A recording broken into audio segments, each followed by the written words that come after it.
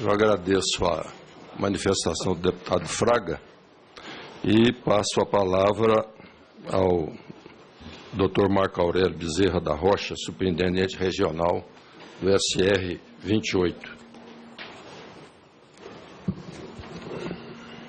Boa tarde a todos. Eu cumprimento a mesa e cumprimentando o deputado Roberto Balestra. E algumas informações em relação, principalmente o que está ocorrendo em São João da Aliança, né, que é o foco maior da reunião, dessa audiência pública.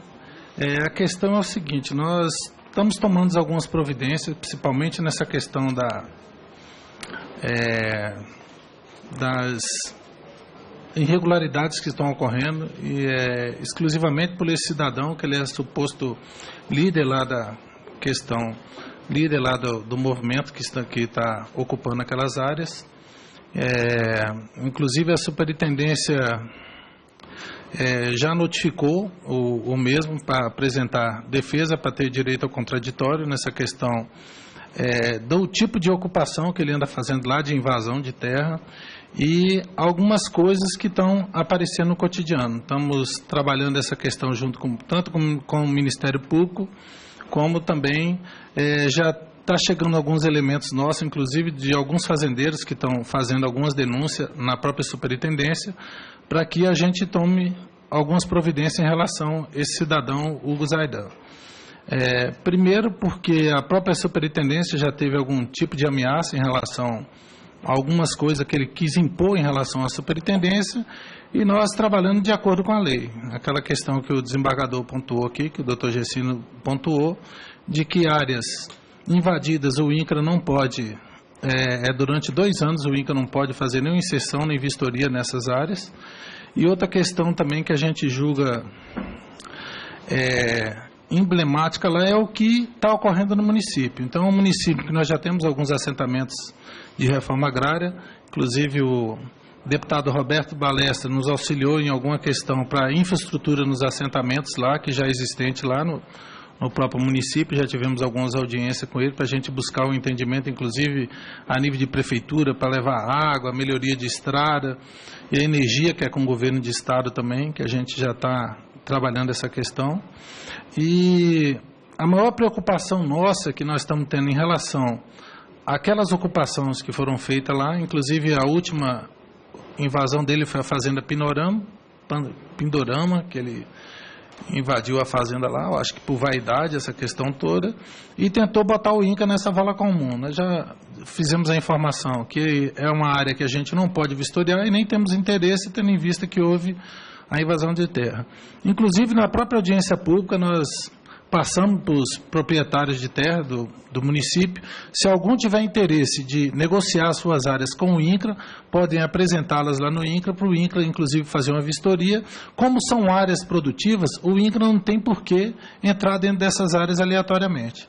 Então, caberia, nesse caso aqui, uma negociação entre as partes. O INCRA, o proprietário, fazia sua oferta do valor do imóvel, e o INCRA indenizaria o proprietário, que seria uma compra de comum acordo de ambas as partes. Se o proprietário achar que é bem feito, que a avaliação do INCRA foi menor do que o preço que ele passou para o órgão, né, o INCRA não adquiriria esses imóveis. Então, tem algumas situações, inclusive no próprio município, é um município que a gente tem um trabalho extenso há anos lá, principalmente na tentativa de melhorar a condição dos assentamentos, que hoje, o que foi cobrado aqui anteriormente, que as famílias não tinham como produzir, essa questão toda, estava muito complicado trabalhar nos municípios sem assistência técnica, e hoje é um município que tem assistência técnica e extensão rural lá, para as famílias que estão assentadas lá.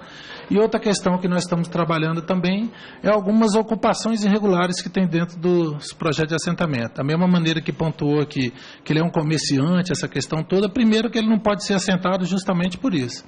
E alguns assentamentos nossos, porque então, teve alguma venda nessa questão de compra de lotes da reforma agrária, nós estamos fazendo uma retomada agora através da nossa supervisão, para inclusive assentar as pessoas que passam crivo da reforma agrária, que possivelmente possam ser clientes da reforma agrária. Que nesse caso aí, essas ocupações levam funcionário público, comerciante, essa questão toda, achando que vão ser assentados assim, de goela abaixo dentro do INCRA. Só que o INCRA é um órgão que é fiscalizado, qualquer relação de beneficiário que o INCRA lança no sistema para assentar esse número de famílias, todos os órgãos fiscalizadores fazem um crivo em cima dos CPFs. Aí aparece comerciante, pessoa que tem uma renda maior de 3 salários mínimos, essa questão toda. Então, fechando essa parte, o INCRA já tem a prerrogativa de excluir as pessoas que possivelmente não sejam clientes. Então, o deputado Roberto Balestra teve uma audiência que nós tivemos junto na questão, principalmente das águas, que estava tendo muito problema de água nos assentamentos, o qual houve um convênio com o governo de estado, no montante de 35 milhões, para atender exclusivamente os assentamentos de reforma agrária no estado de Goiás, com o governo Marconi Perillo. E teve a questão também para a melhoria das estradas, que foram destinadas para as prefeituras, que foi as máquinas do PAC, e agora nós estamos buscando conveniar com essas prefeituras a melhoria de estrada, essa questão toda, né? Só que o que está esbarrando muito legalmente nessa questão, não, porque quando lança o programa no Siconv, que vem a prefeitura apresentando o projeto, tem muitas prefeituras que estão inadimplentes. Então a gente está tentando via instituição, ver como é que a gente vai resolver essa questão.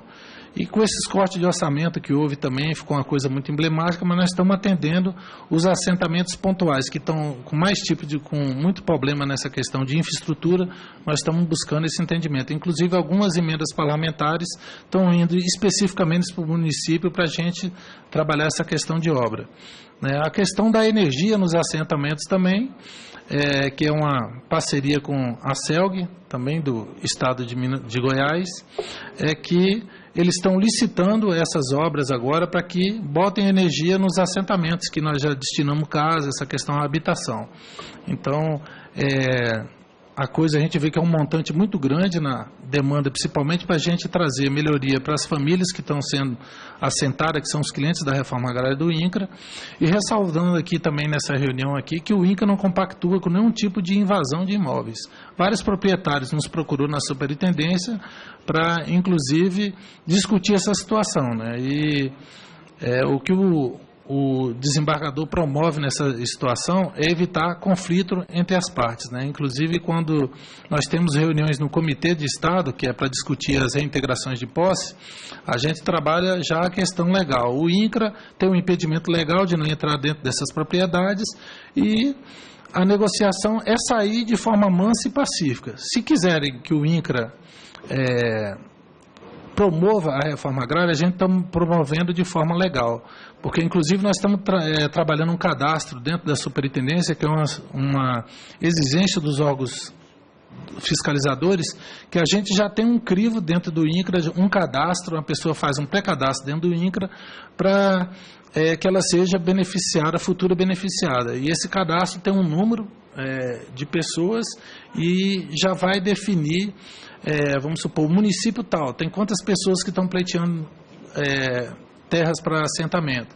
E a gente vai atendendo gradativamente essa situação, que é uma exigência do próprio órgão fiscalizador, para inclusive evitar esse nível de conflito que está tendo aí entre fazendeiros e trabalhadores, né, e supostos trabalhadores. Então